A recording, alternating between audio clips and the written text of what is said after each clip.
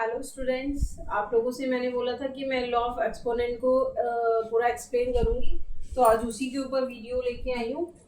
तो देखो बच्चों, सारे लॉ एक एक करके समझते हैं। सबसे पहले ये समझ लो, मैं यहाँ पर ना ए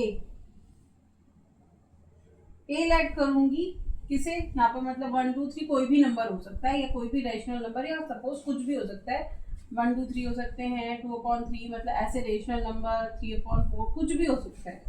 तो उसको मैं यहाँ पर ए को लेट करके सारे फॉर्मूलाज आपको बताने वाली हूँ। तो सपोज कोई भी ए मतलब कोई भी नंबर जिसकी पावर 0 लिखी हो, तो उसकी वैल्यू हमेशा क्या हो जाती है? 1। फॉर एग्जाम्पल, यहाँ हम एग्जाम्पल के थ्रू भी समझ लेंगे। सपोज 2 की पावर 0, तो इट मीन उसका मतलब क्या है? 1। 3 की पावर 0, इसका भी मतलब क्या है? 1।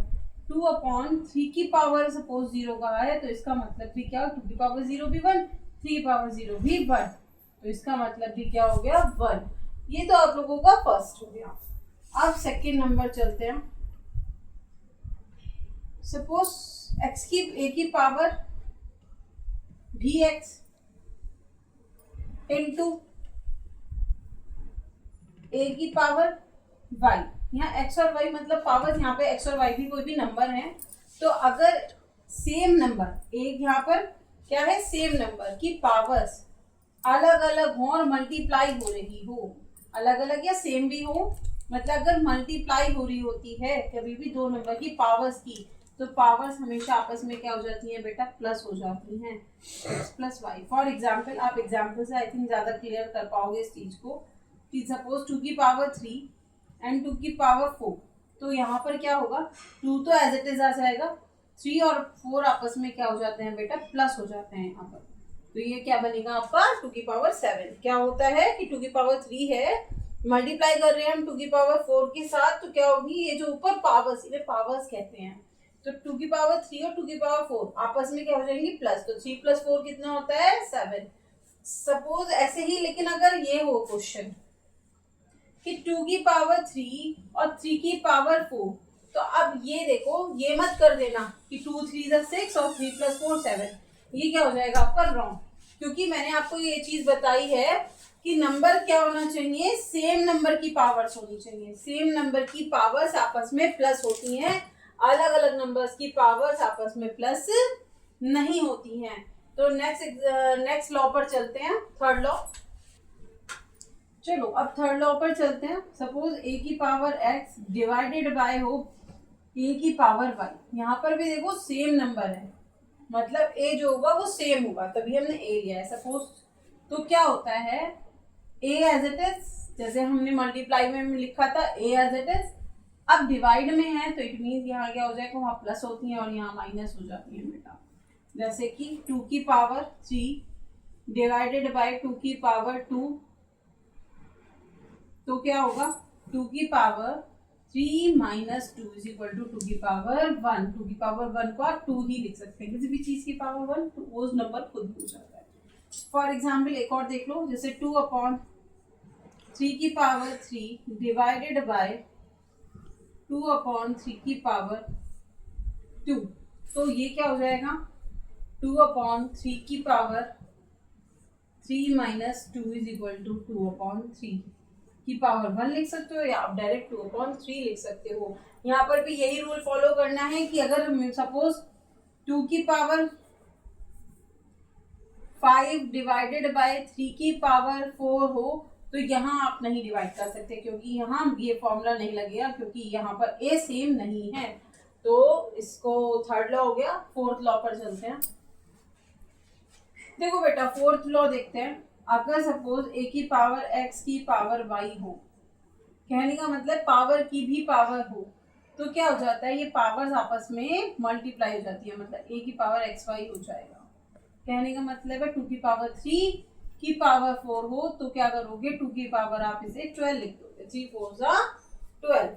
सपोज एक और एग्जांपल देखो, ये 1 हो गया, ये 2 देखो, 2/3 की पावर 3 की पावर 4, तो क्या हो जाएगा? यहाँ पर भी 2/3 की पावर कितनी हो जाएंगी? ओवरऑल 12 हो जाएंगी। और ये ब्रैकेट लगानी जरूरी है। अगर आपने इसको ऐसे लिख दिया 2/3 की पावर 12, तो इट मीन ये 2 की पावर 12 रहेगी, 3 की पावर 12 नहीं हुई है।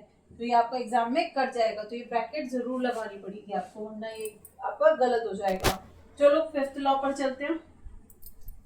देखो बेटा, जैसे x की पावर a इंटू वाई की पावर a, कहने का मतलब दो अलग अलग नंबर हैं लेकिन उनकी पावर्स क्या है, सेम है। तो क्या हो जाता है, इन दोनों नंबर्स की जो अलग अलग नंबर्स हैं मल्टीप्लाई हो जाती है और उनकी पावर a लग जाती है। फॉर एग्जाम्पल 2 की पावर भी 3 है और 3 की पावर भी 3 है। तो यहाँ देखो पावर सेम है, क्या है, पावर सेम, किसकी, अलग अलग नंबर्स की। 2 और 3 अलग अलग दो नंबर हैं, उनकी पावर्स क्या है, सेम है। तो अब क्या करोगे, 2 इंटू 3 की पावर 3 कर दोगे, मतलब कि 2 3 6 की पावर 3 हो जाएगा। ठीक है, ऐसे ही अगर हम रेशनल नंबर में देखें तो 2/3 की पावर 3 इंटू 4/5 की पावर 3 हो, तो यहाँ पर भी क्या होगा, ये आपस में मल्टीप्लाई हो जाएंगे। जैसे कि 2/3 इंटू 4/5 की पावर 3 हो जाएगी, 2 4 8/15 की पावर 3। इसका आंसर ये आएगा। ठीक है बेटा, तो ये था आपका फिफ्थ रूल। अब चलते हैं सिक्स्थ रूल पर। कहते हैं इसमें कि x की power a divided by y की पावर भी a, मतलब अब वो मल्टीप्लाई का था, ये डिवाइड का है। तो डिवाइड में मैंने आप लोगों को क्या बताया था, अपॉन। डिवाइड का मतलब क्या हो गया, अपॉन में चले जाओ, x अपॉन वाई, मतलब x और y अपॉन में आ जाएंगे, उनकी पावर a हो जाएगी। यहाँ पे क्या होता है, x अपॉन वाई, मतलब आपस में डिवाइड में है तो डिवाइड में पड़ जाएंगे और a पावर में आ जाएगा। जैसे 2 की पावर 4 डिवाइडेड बाय 3 की पावर 4, तो आप इसे क्या लिख सकते हैं, 2/3 की होल पावर 4 लिख सकते हैं। ठीक है, तो ये होता है आपका सिक्स्थ रूल। अब सेवेंथ रूल देखो, सपोज कोई भी जो नंबर है उसकी पावर क्या है, माइनस में है, जैसे x की पावर -a, तो बेटा इसमें क्या होता है, ये इसका रेसिप्रोकल कर देते हैं, मतलब 1/, और x की पावर ये a हो जाती है, मतलब ये पॉजिटिव में कन्वर्ट होगी, इसका उल्टा कर दो। कोई भी नंबर, जैसे सपोज 2 की पावर -3 है, तो इसे पॉजिटिव बनाने के लिए 1/2 की पावर 3 लिख दोगे। ठीक है, और यहाँ पर एक चीज ध्यान रखना कि y is not equal to 0 होना चाहिए, तभी रेशनल नंबर के लिए फॉलो होगा, वरना नहीं, क्योंकि 2/0 नहीं हो पाएगा। ठीक है, और इस वाले में देखो कि 2 की पावर -3 तो 1/2 की पावर 3, ऐसी देखो 3 की पावर -4 तो 1/3 की पावर 4। तो ये वाले आई होप सो आपको रूल क्लियर हुए होंगे। अगर आपको वीडियो अच्छी लगी हो तो लाइक करना, चैनल को सब्सक्राइब करना। Okay bye.